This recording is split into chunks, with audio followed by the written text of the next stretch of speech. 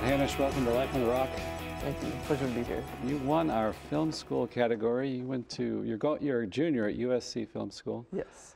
Tell us about the inspiration and what you were trying to convey in your film. Well, the inspiration for this film actually came to me during Mass.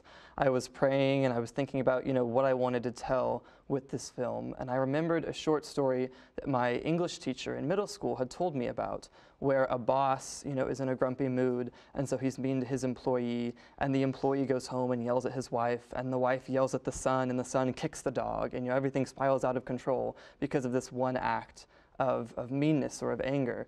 And I thought that that story was so powerful. How much more powerful would it be if we flipped it on its head? And so that's what I wanted to do with my film. I wanted to show how, yes, small acts of sin or of anger can have an impact, but how much stronger are small acts of kindness. Mm-hmm. When you're nice to even one person, it can start a chain reaction. Right. And so instead of being mean, the father makes the choice to be nice to his wife. And so she's nice to the daughter, who's nice to the son, who pets the dog, and everything works out happily in the end.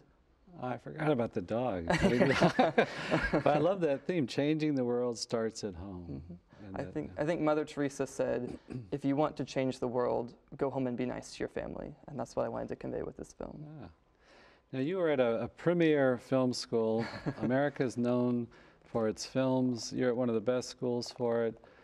You're from Oklahoma. Was that culture shock, going out the Hollywood area? And it was a little bit. When I made the transition from Oklahoma to Los Angeles, my family was very concerned that I would have to learn or watch or make films that conflicted with my morals or with my ethics or with my beliefs. And my experience has been the complete opposite. I mean, I have loved every minute of it, and USC has a really vibrant Catholic culture and a Catholic student center there. It's beautiful. It's got to be one of the best in the country. And I've really found a wonderful community there. I go to Mass every week. I've led retreats. They have community dinners once a week where I go and get to meet other Catholic students. And there's focused missionaries. And focused missionaries, yeah. Absolutely. Mm-hmm. And there's even been a surprising amount of overlap with the film school and the Catholic Center. It was the way that I found out about this contest was actually my friend Rebecca Doyle was Catholic and in the film school and really encouraged me to enter. Mm-hmm. She was the winner in the film school category last year. And even when there's not overlap, specifically with the film school and the Catholic Center, I haven't experienced being shut down in terms of my ideas or the films that I want to make. So I actually just finished making my junior thesis film, which was the story of the prodigal son. And I was really worried in my screenwriting class that I would be shut down for wanting to make such a biblical story. And the way that it worked was each student in the class would pitch 3 ideas. And everyone in the class would vote on which idea they thought this person should turn into a script or should turn into a short film. And for most people in the class, when they pitched their ideas, the class would be split.